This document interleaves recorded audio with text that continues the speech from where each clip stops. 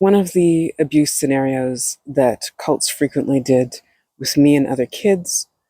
to make us think that we were in their complete control and to create folks inside who would have very specific jobs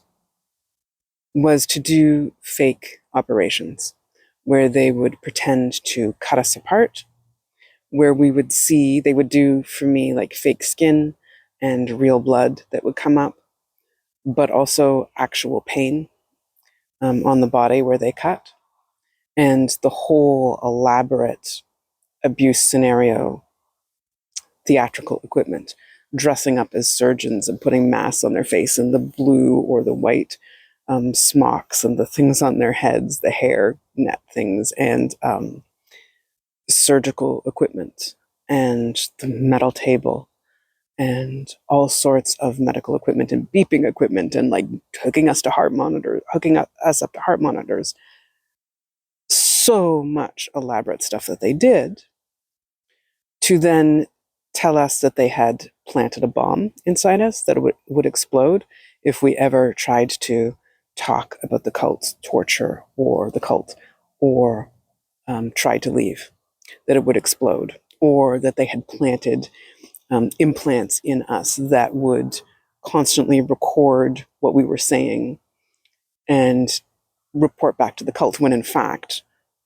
who was reporting back to the cult was personalities inside that they had created to do that job. It's not an implantation, and there's no bomb, there's no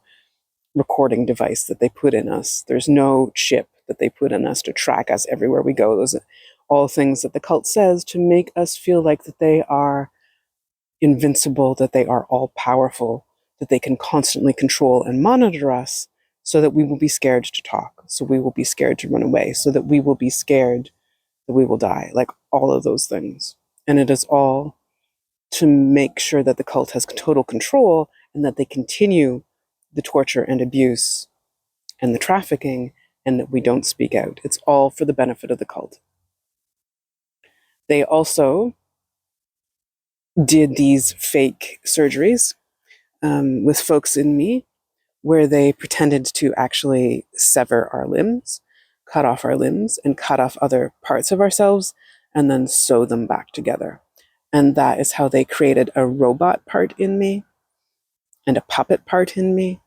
who was supposedly under complete control by the cult, who never was. None of my folks were completely under control. They did report back to the cult about what I was remembering, what folks inside were remembering about anyone who was inside who was like connecting up when we shouldn't be, stuff like that, while we were still being tortured. They did do that. And folks inside did learn to hurt me in many different ways and with put programming forward, but it was all about ways to control and hurt me. And all of these fake surgeries are really hard for a lot of kids to